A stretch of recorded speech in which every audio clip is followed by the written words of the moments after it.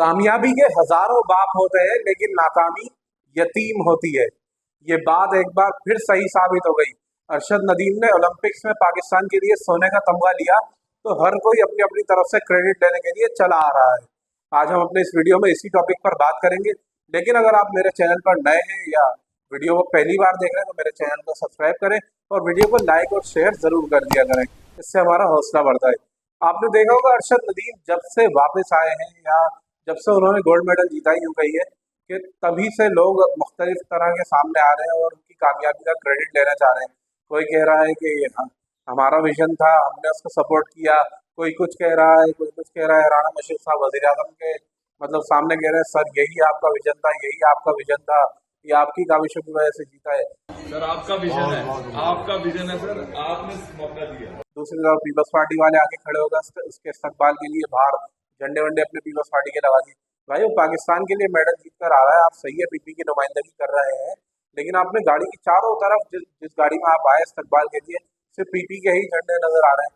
आप अपनी एक पीपल्स पार्टी के झंडा लगाते, कौमी हीरो को वेलकम करने आए ना, बाकी सब पाकिस्तान के झंडे लगाते क्या जा रहा था। पीएमएलएन वालों को देखने आप मतलब हर बंदा ही उनका अजमा बुखारी को देखने हैं। इसके अलावा जो उनके रिजवान स्पोर्ट्स मिनिस्टर हैं उसको देख लें, एहसन इकबाल साहब हैं, साद रफ़ीक साहब हैं और राना मशहूद वजीर आजम, ये सब सबके सब इस बात का क्रेडिट लेने पर अभी तुले हुए हैं कि उनकी वजह से ही अरशद ने गोल्ड मेडल जीता है और उन्होंने ही उसको इतनी इतनी फैसिलिटीज दी कि वो ये कारनामा अंजाम देने में कामयाब रहा। भाई अगर हकीकत की तरफ आ जाए ना तो यही वो अरशद नदीम था जो चंद माह पहले तक जिसके पास मयारी जेवलिन तक नहीं थी। 6-7 साल पुरानी जेवलिन से वो अपनी प्रैक्टिस करता था। उसको मतलब सहूलतें तो देना तो दूर की बात, जो थी वो भी मजाक की हद तक थी। कल भारतीय साफी विक्रांत गुप्ता उनको भी मैं सुन रहा था तो उन्होंने कहा कि हैरत होती है इतने वर्ल्ड लेवल का एथलीट पाकिस्तान में, उसको मयारी सहूलियात दस्तियाब नहीं है पाकिस्तान में अब तक।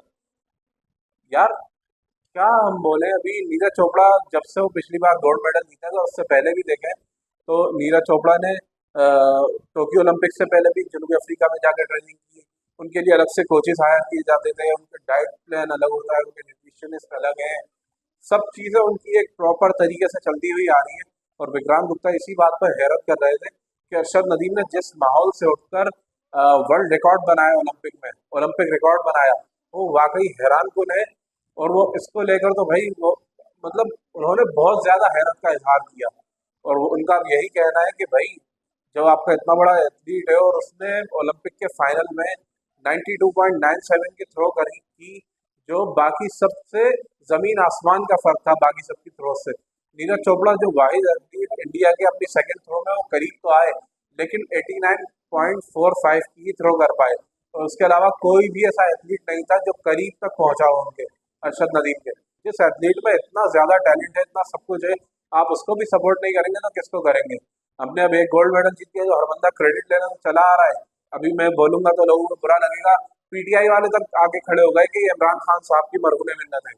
वहाँ से वापडा जो उनका डिपार्टमेंट है वो खड़ा हो गया कि हमने इसको फैसिलिटीज दी, हमने सपोर्ट किया। इसके अलावा एस्को लेस्को पेस्को पेमरा शेमरा लेमरा सारे खड़े हो गए, उनकी वजह से जीता है। भाई वो अपनी अकेले उसकी अपनी मेहनत थी जो वो सोने का तमगा जीत कर लाया है, किसी ने उसकी कोई हेल्प नहीं की। चंद एक स्पॉन्सर उसको एंड में क्योंकि उम्मीद नजर आना शुरू हो गई थी कि ये बंदा करके आ जाएगा, इसलिए उसको चंद एक स्पॉन्सर्स ने एंड में उसका हाथ पकड़ा है। वरना तो भाई वो बंदा अकेले ही उसने मेहनत की। टोक्यो में भी वो खुद गया, वर्ल्ड एथलेटिक्स में खुद गया, बर्मिंघम में उसने कॉमनवेल्थ में गोल्ड मेडल खुद जीता। जितना भी उसने आज तक अपने करियर में किया है ना, और कोचेस जो उसके थे वो सब उसने अपनी मेहनत के बलबूते पे किया है। बाकी जो वो करके आ गया है ये तो पाकिस्तान के ख्वाब में भी नहीं है। अगर हकीकत देखी जाए तो हम जैसे लोग, जैसे हमारे यहाँ फैसिलिटीज है, ख्वाब में भी नहीं सोचा जा सकता कि कोई ऐसा ऐसा कारनामा करके आ सकता है। तो भाई अब मेरी दरख्वास्त है इन्हीं इदारों से, इन्हीं से जो हमारे एक और जेवलिन थ्रोअर है मोहम्मद यासिर, इसके अलावा फायका रियाज बहुत अच्छी प्रॉस्पेक्ट नजर आई 100 मीटर की हीट में। जिस तरह वो दौड़ी 12.49 सेकंड में, आई थिंक उन्होंने अपनी हीट अबूर की थी और 6 या 7वें नंबर पर रही थी।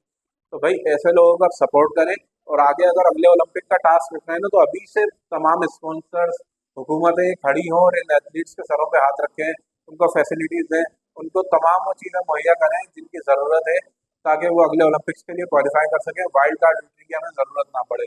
अगली वीडियो में मुलाकात होगी इंशाल्लाह। तब तक मेरे चैनल को लाइक, शेयर एंड सब्सक्राइब।